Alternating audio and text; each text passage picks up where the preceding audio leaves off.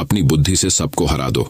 बस 21 दिन में आपकी बुद्धि इतनी तेज हो जाएगी कि आप दूसरे लोगों को बोलने का मौका ही नहीं दोगे। बस आपको गौतम बुद्ध ने बताएं, इन आदतों को अपने जीवन में अपनाना होगा। तो चलिए जानते हैं उन आदतों के बारे में। गौतम बुद्ध की कहानियों के माध्यम से 10 आसान आदतें जो 21 दिन में आपको एक नया और बुद्धिमान इंसान बना देंगी। दोस्तों, कहानी शुरू करने से पहले कमेंट में नमो बुद्धाय लिखकर वीडियो को लाइक जरूर करें। तो चलिए शुरू करते हैं इस कहानी को। एक गुरु अपने शिष्यों को प्रवचन दे रहे थे। वो बोल रहे थे कि हजारों मील का सफर भी सिर्फ एक ही कदम से शुरू होता है। देखा जाए तो अपनी जिंदगी में लक्ष्य हम सभी तय करते हैं, अपने लिए ख्वाब बुनते हैं, खुद को लेकर कई सारे सपने भी देखते हैं, लेकिन अपने लक्ष्य, अपनी मंजिल के पीछे भागने की बजाय ज्यादातर लोग अपने उन ख्यालों के पीछे भागते रह जाते हैं जिनका शायद सच्चाई से कोई वास्ता ही नहीं है, जो सिर्फ उनके दिमाग की एक उपज है। इन सभी गैर जरूरी ख्यालों के पीछे भागते हुए वह इस बात का अंदाजा लगाने की कोशिश भी नहीं करते कि वो ख्याल सकारात्मक है या नकारात्मक सच है, या उनके दिमाग की सिर्फ एक उपज है, या वह किसी और से प्रभावित है, उसका सच्चाई से कोई संबंध है भी या नहीं। और शिष्यों, इसीलिए ज्यादातर लोग अपनी मंजिल तक नहीं पहुंच पाते और जीवन भर असफल रह जाते हैं।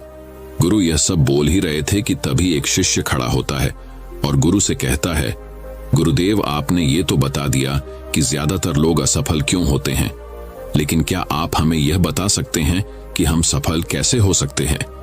वो कौन सी छोटी छोटी आदतें हैं जो हमें सफलता के लिए तैयार करती है और फिर सफलता के शिखर तक पहुंचाती है? गुरु ने शिष्य का पूरा प्रश्न बड़े ध्यान से सुना और फिर हाथ के इशारे से उसे बैठने का आदेश देते हुए अपने सभी चीजों से कहा, जीवन में सफल होने के लिए सिर्फ जोश और इच्छा शक्ति का होना ही आवश्यक नहीं है, क्योंकि ये दोनों चीजें सिर्फ हमें प्रेरित करके हमसे काम की शुरुआत करवा सकती है, लेकिन पूरे जोश और उत्साह के साथ लंबे समय तक अपने लक्ष्य पर टिके रहने और दूर के बड़े लक्ष्यों को हासिल करने के लिए हमें उन आदतों को अपनी रोजमर्रा के जीवन का हिस्सा बनाना पड़ेगा जो व्यक्ति को सफलता के लिए तैयार करती है और उसे सफल बनाती है।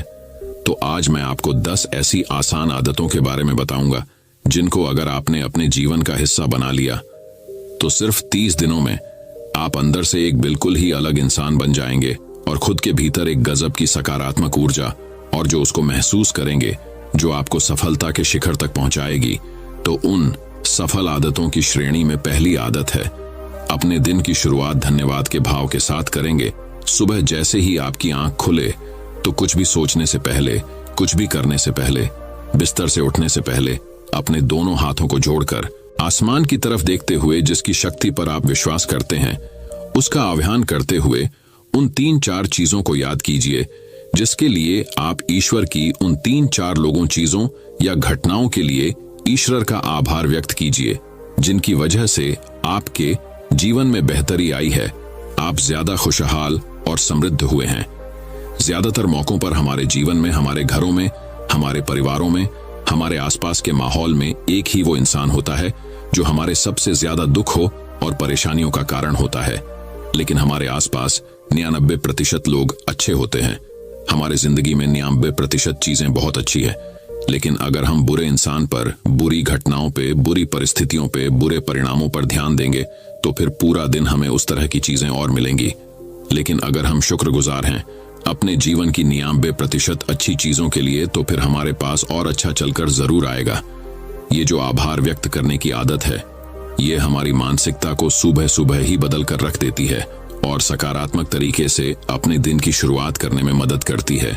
इस अभ्यास को करने में बहुत थोड़ा सा ही समय लगता है, लेकिन यह आपके पूरे दिन के काम करने के तरीके, आपकी मानसिकता और आपके विचारों को पूरी तरह से बदल कर रख सकती है।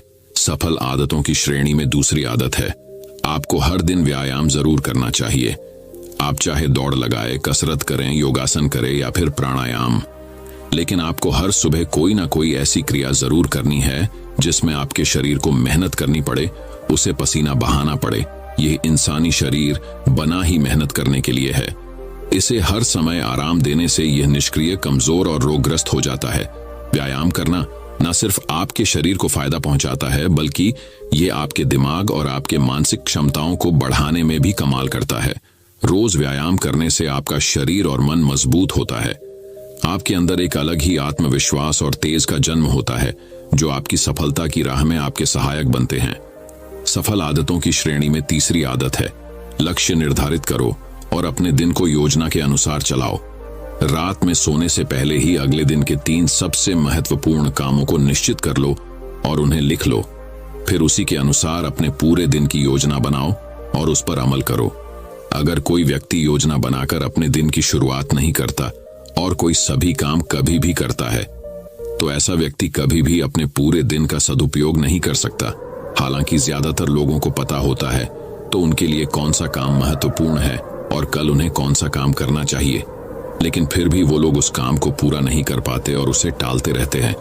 और जो व्यक्ति अपने काम को समय पर पूरा न करके उसे लगातार टालता रहता है, ऐसा व्यक्ति कभी भी बड़ी सफलता हासिल नहीं कर सकता।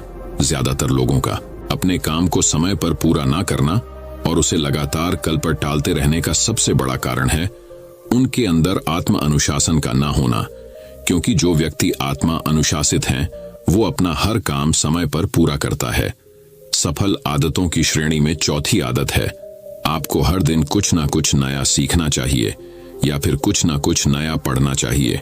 अगर आप अपना दिन का समय अपने लिए कुछ नया सीखने, पढ़ने या विकास के कामों में नहीं लगा रहे हैं, तो फिर आप चाहें कितनी ऊंचाइयों पर हो, कितने ही समझदार और बुद्धिमान हो, आप जिंदगी में हारने ही वाले हैं, आप नीचे गिरने ही वाले हैं।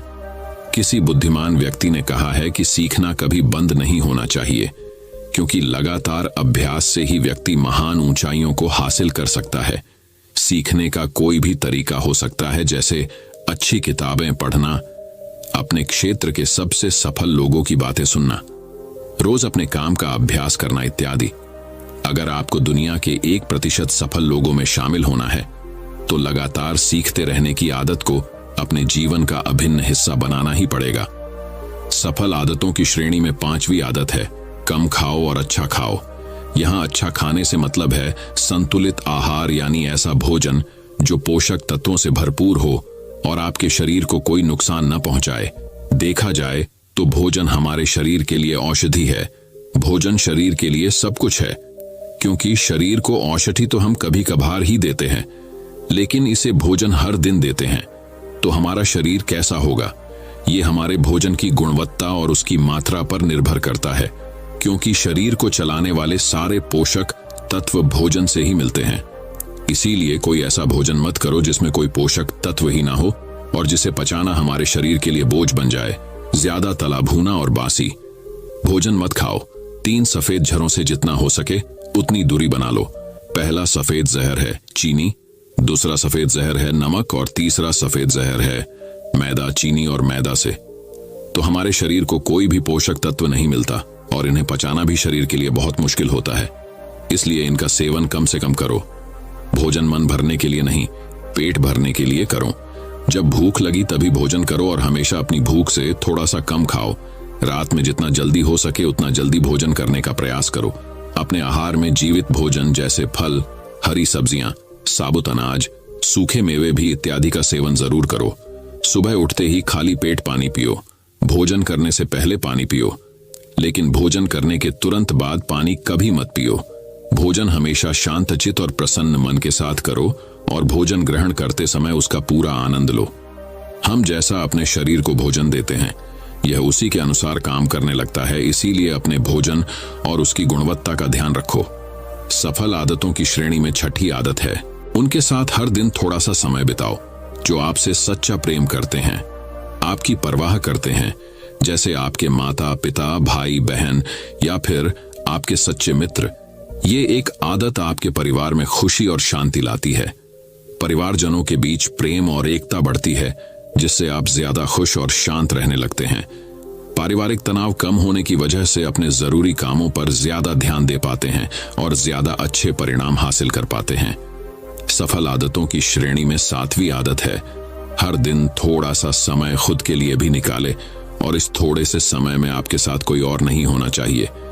यह आपका अपना समय है जिसमें आप अकेले एकांत में रहेंगे, खुद के बारे में चिंतन करेंगे, खुद की अच्छाइयों और बुराइयों के बारे में विचार करेंगे, अपने भविष्य के बारे में सोचेंगे, अपने काम के बारे में सोचेंगे, अपने भीतर उतरने का प्रयास करेंगे। इन एकांत के पलों का उपयोग आप खुद को और भी बेहतर तरीके से जानने और समझने में करेंगे। इस समय आप खुद की कमियों के बारे में विचार करेंगे और उन्हें कैसे ठीक कर सकते हैं, इस पर मंथन करेंगे। सफल आदतों की सूची में 8वीं आदत है समय का सही प्रबंधन करना, उसका सही उपयोग करना।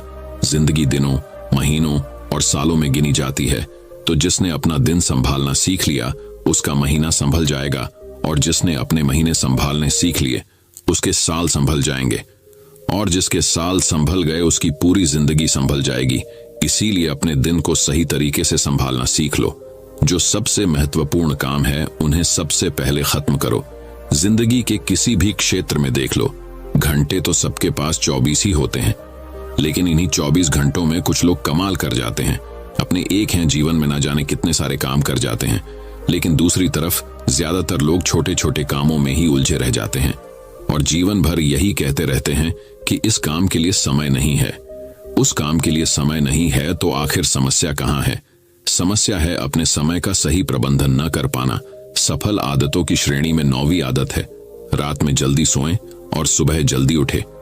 जो व्यक्ति सुबह जल्दी उठता है उसे कुछ अतिरिक्त समय मिल जाता है सबसे महत्वपूर्ण कामों को खत्म करने का, जैसे ध्यान का अभ्यास, व्यायाम, किताबें पढ़ना इत्यादि।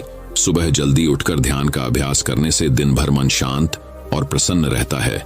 इसके साथ ही सुबह जल्दी उठकर काम शुरू करने से व्यक्ति का काम समय पर पूरा हो जाता है और वह बेवजह की चिंता और तनाव से बच जाता है।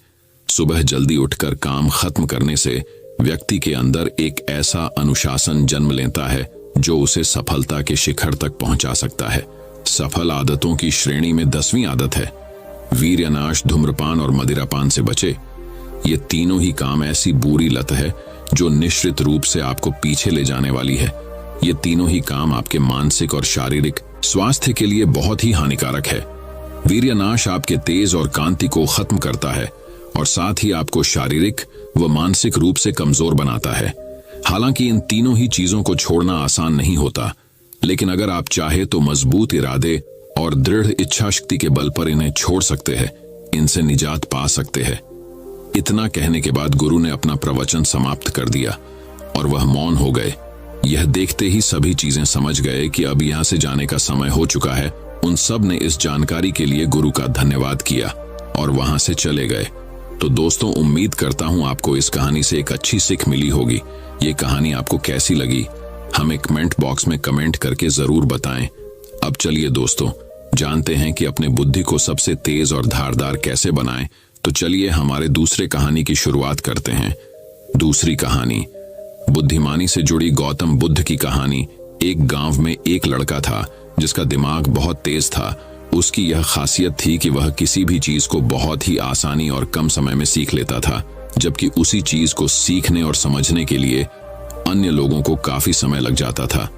लड़के की यह ख्याति दूर दूर तक फैल गई। सभी लड़के की तारीफ में कहने लगे कि उसके जितना बुद्धिमान कोई नहीं है। लड़का चित्रकारी, मूर्ति बनाना, गीत गाना जैसे अन्य कई चीजों को जानता था।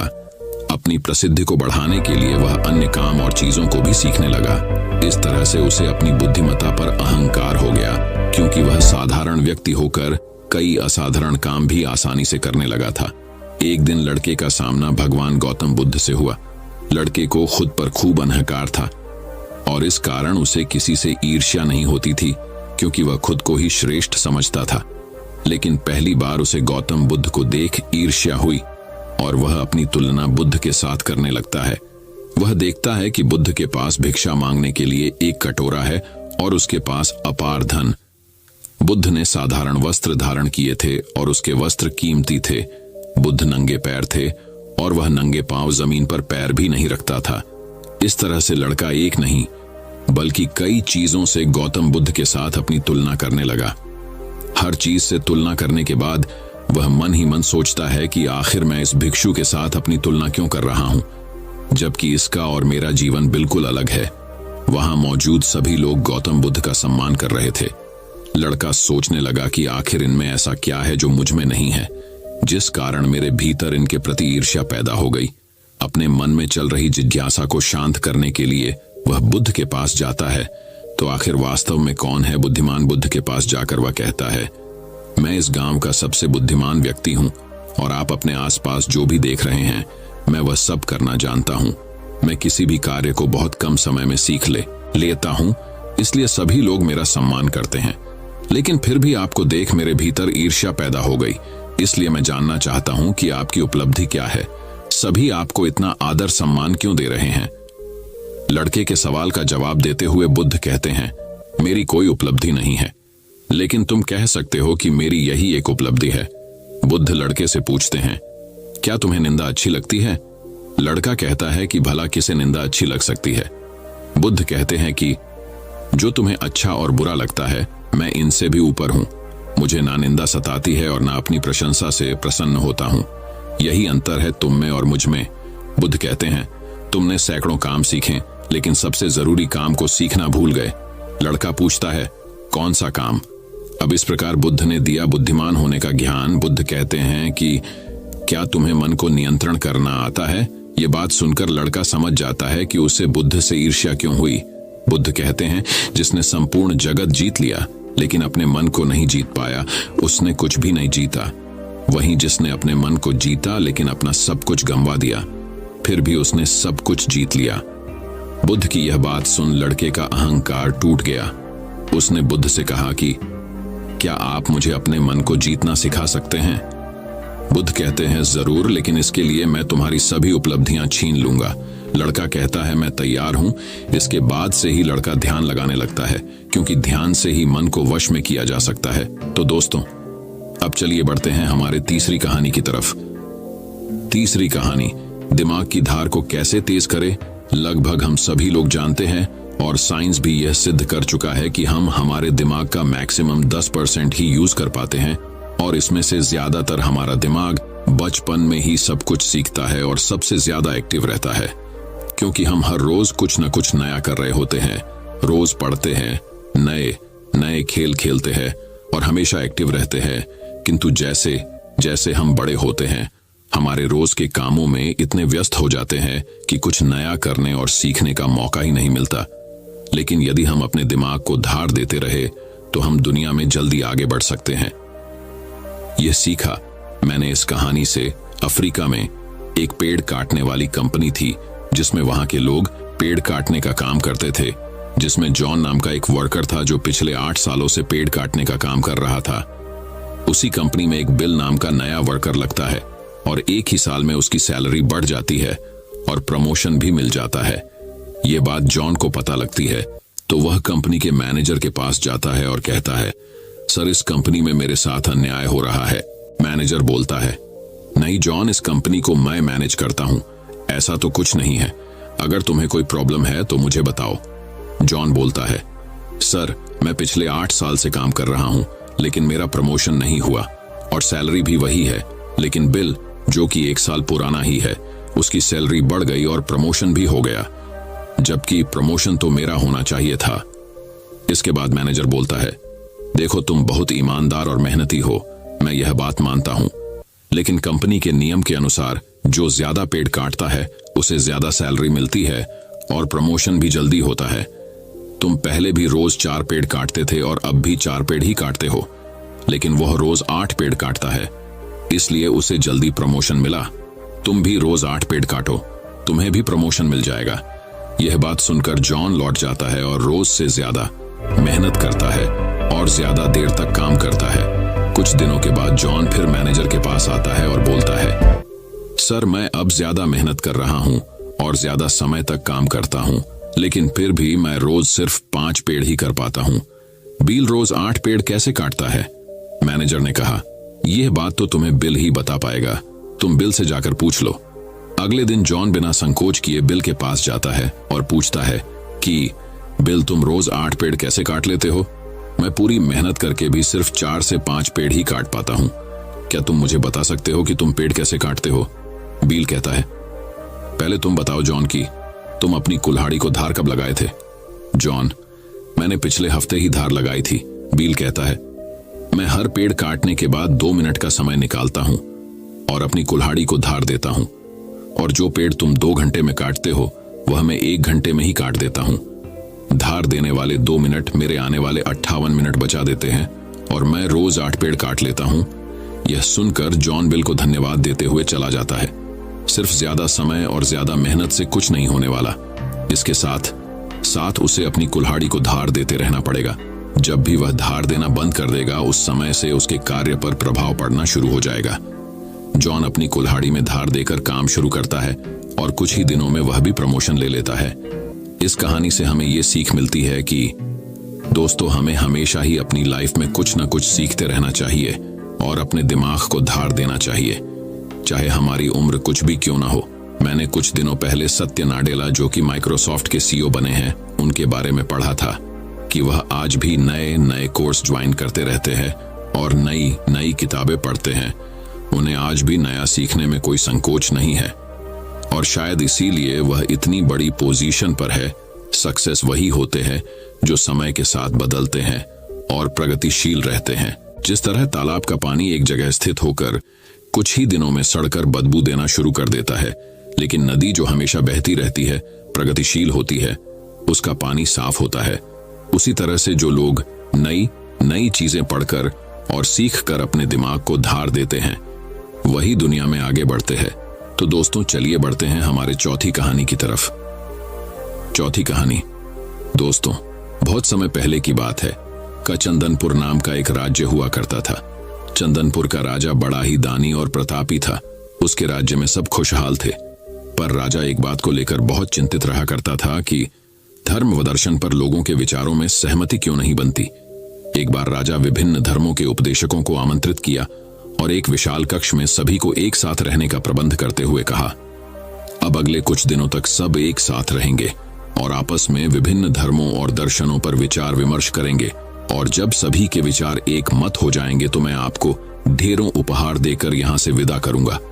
और ऐसा कहते हुए राजा वहां से चला गया। कक्ष में घोर विचार विमर्श हुआ। सभी अपनी अपनी बात समझाने में लगे रहे, पर कुछ दिन बीत जाने पर भी वे एक मत नहीं हो पाए। पड़ोसी राज्य में रहने वाले एक महात्मा जी को जब ये बात पता चली तो वह तुरंत राजा से मिलने पहुंचा। उसने कहा, हाय राजन, मैंने सुना है कि तू बड़ा दानी है, क्या तू मुझे भी दान देगा? महात्मा जी बोले, अवश्य, बताइए आपको क्या चाहिए? राजा बोला, महात्मा जी, मुझे तेरे अनाज के गोदाम से कुछ अनाज चाहिए। राजा, जी बिल्कुल, आप मेरे साथ आइए। राजा उन्हें गोदाम तक ले गया। वहां पहुंचते ही महात्मा जी बोले, अरे ये क्या राजन, तुम्हारे गोदाम में तो तरह तरह के अनाज रखे हैं, तुम इन सब की जगह कोई एक ही अनाज ही क्यों नहीं रखते? राजा को यह सुन थोड़ा अचरज हुआ और वह बोला, यह कैसे संभव है? अगर मैं गेहूं, चावल, दाल इत्यादि की जगह बस एक अनाज ही रखूंगा तो हम अलग अलग स्वाद और पोषण के भोजन कैसे कर पाएंगे? और जब प्रकृति ने हमें इतने ढेर सारे अन्न दिए हैं तो बस किसी एक अन्न का ही प्रयोग करना कहाँ की बुद्धिमानी है? महात्मा बोले, बिल्कुल सही राजन, जब तुम विभिन्न अनाजों की उपयोगिता एक से नहीं बदल सकते तो भला विभिन्न धर्मों के विचारों और दर्शनों को एक कैसे कर सकते हो? सबकी अलग अलग उपयोगिता है और वे समय समय पर मनुष्य का मार्गदर्शन करते हैं। महात्मा जी ने अपनी बात पूरी करते ही राजा को अपनी गलती का एहसास हो गया और उसने कक्ष में बंद सभी उपदेशकों से क्षमा मांगते हुए उन्हें विदा कर दिया। दोस्तों, यदि पूरी मानव जाति बिल्कुल एक जैसा ही सोचती तो हम कभी इतनी प्रगति नहीं कर पाते। हमारे विचार ही हमें दूसरों से अलग बनाते हैं। अगर कभी आपका विचार औरों से मेल ना खाए तो इसमें घबराने की जरूरत नहीं, बल्कि यह देखने की जरूरत है कि पूरी पिक्चर में आपका विचार कहां फिट हो सकता है।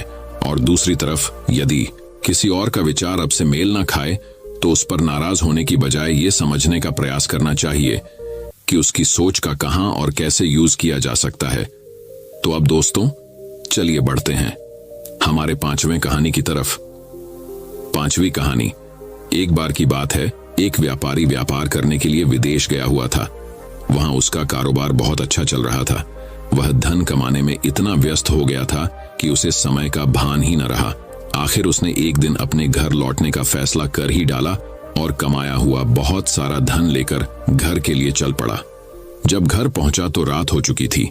घर का मुख्य द्वार बंद था, लेकिन एक शयनकक्ष की खिड़की से रोशनी बाहर आ रही थी। उसने खिड़की में से अंदर झांक कर देखा। उसने जो देखा सहसा उसे विश्वास ही नहीं हुआ। उसे अपने पैरों के नीचे से जमीन खिसकती हुई प्रतीत होने लगी। उसने देखा कि शयन कक्ष में उसकी पत्नी के पास एक युवक भी लेटा हुआ है। ऐसी स्थिति में उसका अपनी पत्नी के चरित्र पर संदेह होना अस्वाभाविक नहीं था। व्यापारी ने विचार किया कि ऐसे घर में रहने का क्या औचित्य हो सकता है जहां ऐसी स्त्री हो। उसने फौरन निर्णय लिया कि पत्नी और उसके पास लेटे युवक को मारकर चुपचाप वापस निकल जाऊंगा और अलग घर बसाने का प्रयास करूंगा। तभी उसकी नजर शयन कक्ष की दीवार पड़ी जहां एक श्लोक लिखा था। उसने उस श्लोक को पढ़ा। श्लोक में लिखा था, सहसा विदतीत न क्रियाम विवेक परमापदाम पदम वृणुते ही विमृश्य कारणम गुणलुब्ध स्वयमेव संपद। अर्थात किसी कार्य को बिना विचारे एकाएक नहीं करना चाहिए, क्योंकि सोच विचार न करना बड़ी विपत्तियों का कारण है। जितनी भी प्रकार की संपत्तियां हैं, सोच समझकर कार्य करने वाले व्यक्तियों के गुणों से आकर्षित होकर स्वयं ही उसके पास आ जाती हैं, उसे समृद्ध कर देती हैं। यह पढ़ते ही व्यापारी ने अपना निर्णय बदल दिया और घर का दरवाजा खटखटाया। पत्नी ने दरवाजा खोलने से पहले काफी पूछताछ की और जब वह पूरी तरह से आश्वस्त हो गई कि दरवाजा खटखटाने वाला उसका पति ही है, तो उसने शीघ्रता से दरवाजा खोल दिया। पति को देखकर पत्नी की प्रसन्नता की सीमा न रही। उसने फौरन युवक को भी जगाया और पति से कहा कि ये आपका पुत्र है, जो अब पूरे 20 वर्ष का हो गया है। 18 वर्ष पहले जब आप विदेश गए थे तो ये 2 साल का था। भावातिरेक में पिता की आंखों से आंसू बहने लगे। उसने पुत्र को हृदय से लगाकर प्यार किया। अब व्यापारी का संदेह खत्म हो चुका। दोस्तों में एक श्लोक के सार्थक संदेश ने न केवल उसे पुत्र हत्या होने के पाप से बचा लिया, अपितु उसकी गृहस्थी भी उजड़ने से बच गई। विमर्शकारिता अर्थात सोच समझकर कार्य करना व क्षिप्रकारिता अर्थात जल्दबाजी न करना महान गुण है। जीवन में भ्रांतियां अथवा समस्याएं उत्पन्न होना स्वाभाविक है। जब अचानक कोई भ्रांति उत्पन्न हो जाए अथवा समस्या आ खड़ी होती है तो हम घबरा जाते हैं और फौरन प्रतिक्रिया करते हैं। इससे कई बार समस्या सुधरने की बजाय और बिगड़ जाती है। अतः हमें कभी भी बिना पर्याप्त विमर्श किए कोई कार्य नहीं करना चाहिए। कहा गया है कि जल्दी का काम शैतान का होता है। जिस प्रकार से रोग का उपचार करने के लिए उसका सही निदान अनिवार्य है, उसी तरह से कोई समस्या हो अथवा भ्रांति को दूर करने के लिए भी पर्याप्त विचार विमर्श करना अत्यंत आवश्यक है। दोस्तों, मैं उम्मीद करता हूं कि यह कहानी सुनने से आपके जीवन में अच्छे बदलाव आए होंगे। आपको इस वीडियो से क्या सीखने मिला, ये कमेंट करके जरूर बताएं और अपने परिवार, दोस्तों या आपके करीबी इंसान के साथ ये कहानी शेयर करके उन्हें भी इस ज्ञान से परिचित करवाएं। बाकी अगर आपको यह वीडियो दिल से अच्छी लगी हो तभी इस वीडियो को लाइक कर देना, और आपने अब तक इस चैनल को सब्सक्राइब न किया हो तो चैनल को सब्सक्राइब भी जरूर कर देना। आपका हर दिन शुभ हो और खुशियों से आपका जीवन भरा रहे। धन्यवाद। नमो बुद्धाय।